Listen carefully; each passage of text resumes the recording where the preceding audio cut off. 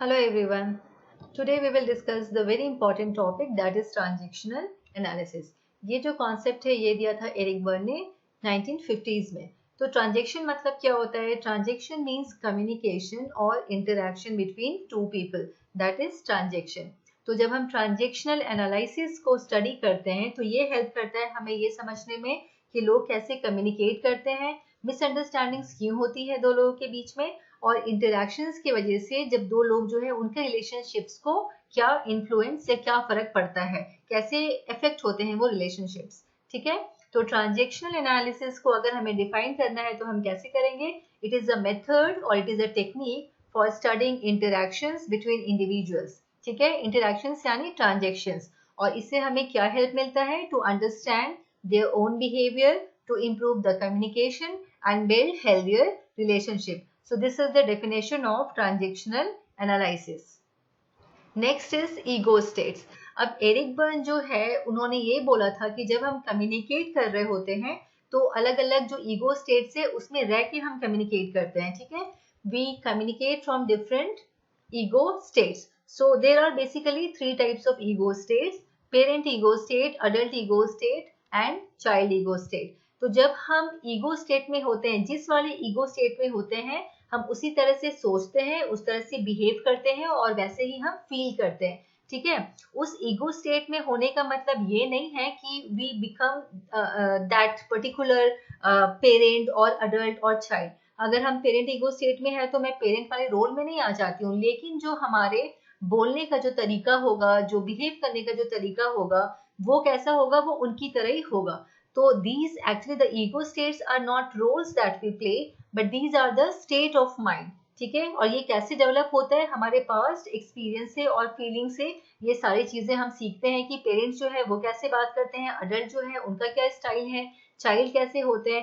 तो वो सारी चीजों को देखते हुए फिर हम जब कम्युनिकेट कर रहे होते हैं तो किसी न किसी एक ईगो स्टेट में हम रहते हैं. So these are different ego states.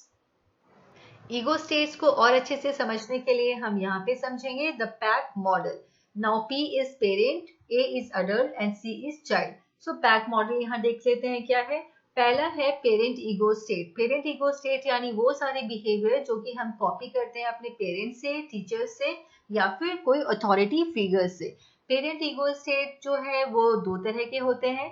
पहला है एक क्रिटिकल पेरेंट एंड दूसरा है नर्चरिंग पेरेंट.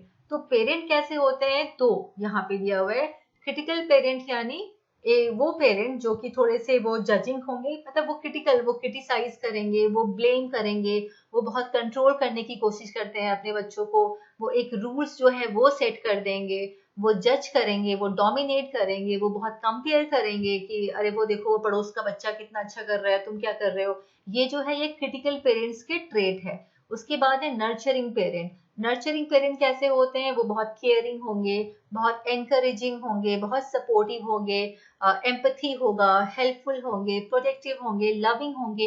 ये सारे ट्रेड्स किसके हैं? नर्चरिंग पेरेंट्स के. ठीक है. तो जब हम इस तरह से बिहेव करते हैं तो वो क्या हो जाता है? नर्चरिंग पेरेंट स्टेट और critical parent ego state.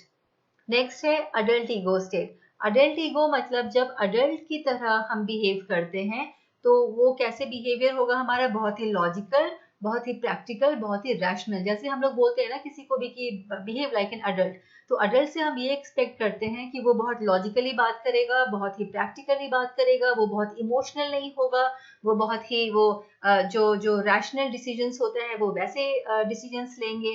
So this comes under adult ego state.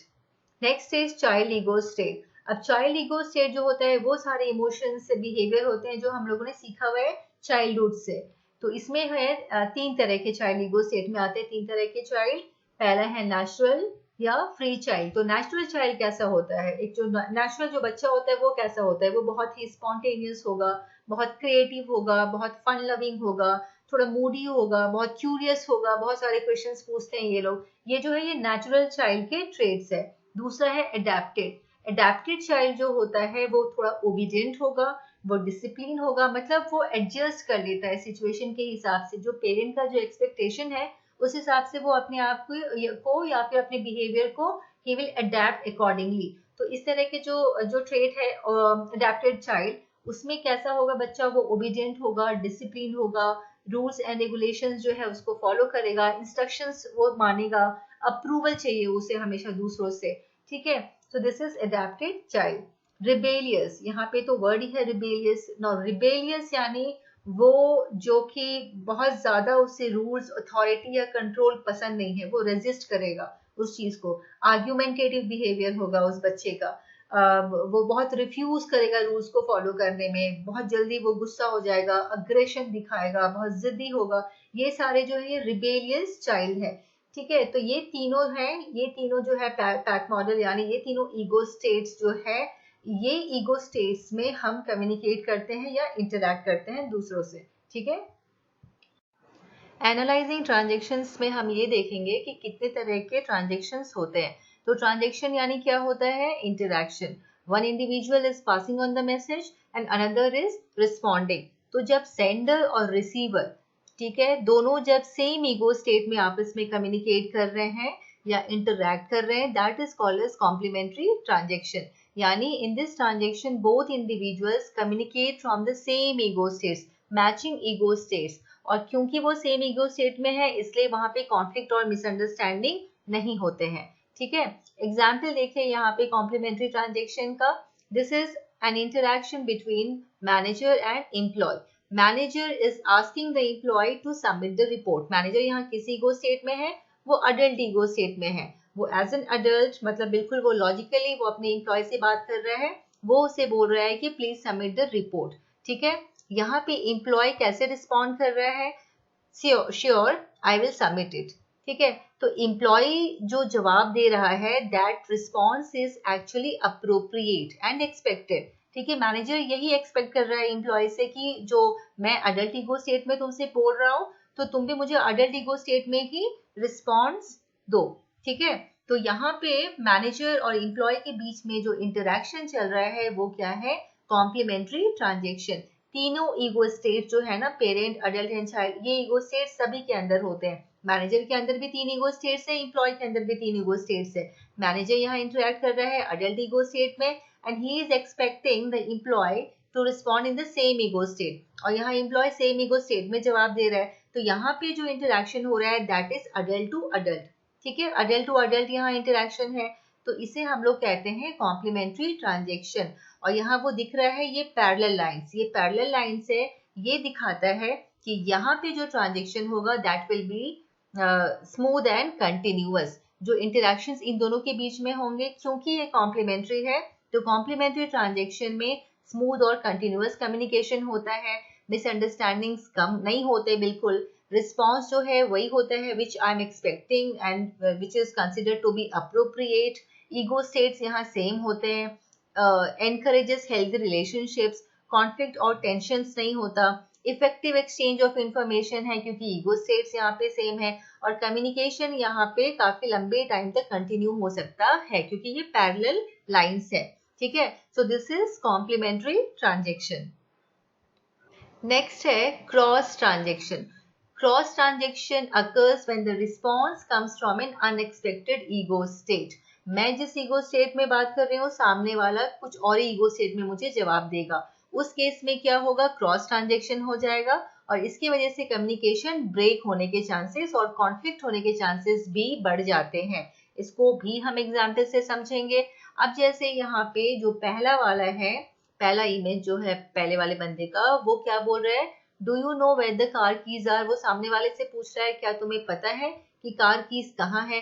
तो ये जो है, जो पूछना सामने वाले से, ये बिल्कुल वो किस ईगो स्टेट में बात कर रहा है, अडल्ट ईगो स्टेट में। कि मतलब नॉर्मल वो क्वेश्चन जो होता है कि क्या तुम्हें पता है कार कीज कहाँ है, लेकिन सामने वाला का क्या जवाब है वो देखो ध्यान से इधर में। वो क्या लिखा हुआ है, why can't you keep track of your own things, you always loose them, ठीक है। तो ये किस तरह से बात हो रहा है, ये पेरेंट ईगो स्टेट में है। जो क्रिटिकल पेरेंट होते हैं, जैसे वो अपने बच्चों को बोलते हैं ना कि ना तुम अपनी चीजों का ध्यान क्यों नहीं रखते, हमेशा जब देखो खोते रहते हो।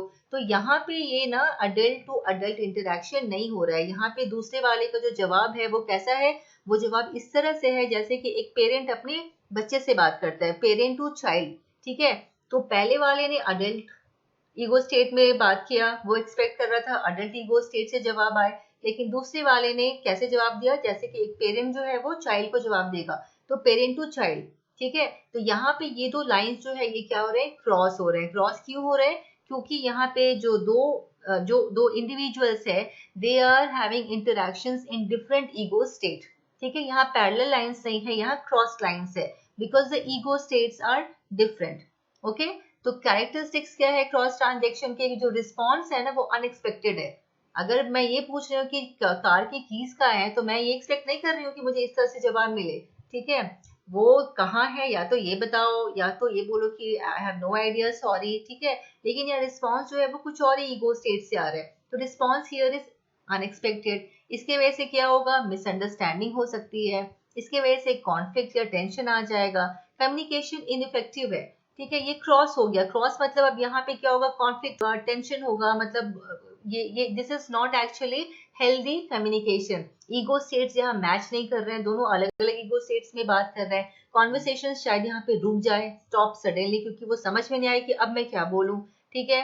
उसके बाद यहाँ पे फ्रस्ट्रेशन और आर्ग्यूमेंट्स भी हो सकता है। तो this is called as cross transactions. Third one is ulterior transaction. Now ulterior transaction में क्या होता है, there are two levels of communication, दो लेवल होते हैं कम्युनिकेशन के। एक लेवल जो है दैट इज क्लियरली सेड, ठीक है, दैट इज सोशल मैसेज, जो कि सबको सुनाई दे रहा है, सबको समझ में आ रहा है, that is social message which is clearly stated. And the other level is psychological, underlying message या हिडन मैसेज। एक मैसेज जो होता है वो क्लियर है, जो कि सबको सुनाई दे रहा है, वो सोशल मैसेज है, लेकिन वो उस मैसेज के पीछे एक और मैसेज होता है, उसे हम लोग बोलते हैं हिडन मैसेज या फिर अंडरलाइंग मैसेज। एग्जाम्पल यहाँ पे ulterior transaction, sales person customer, दोनों के बीच में यहाँ इंटरेक्शन हो रहा है।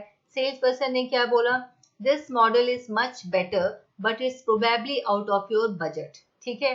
ये क्या है, ये अडल्ट टू अडल्ट कॉन्वर्सेशन है, क्योंकि ये कस्टमर जो ये शॉपिंग मॉल में गई, इसी को सामान लेना था, वो सेल्समैन ने क्या बोला कि ये मॉडल बेटर है लेकिन ये शायद आपके बजट के बाहर है। तो अगर ये नॉर्मली अगर हम सुनेंगे तो ये क्या लगेगा, ये नॉर्मल है, वो सही है, उसे बता रहा है सेल्स पर्सन की आपके बजट में नहीं है, ये अडल्ट टू अडल्ट है इंटरेक्शन। लेकिन इसके पीछे हिडन मैसेज क्या है, हिडन मैसेज ये है कि सेल्स पर्सन जो है ना उसे चैलेंज कर रहा है कि I dare you to prove you can afford it. मतलब आप जो है ना वो उसे अपने ईगो में ले ले, या फिर कि अरे तुमने मुझे ऐसा बोला कि मैं इसको अफोर्ड नहीं कर सकती, और फिर वो आके उसे खरीद ले, ठीक है।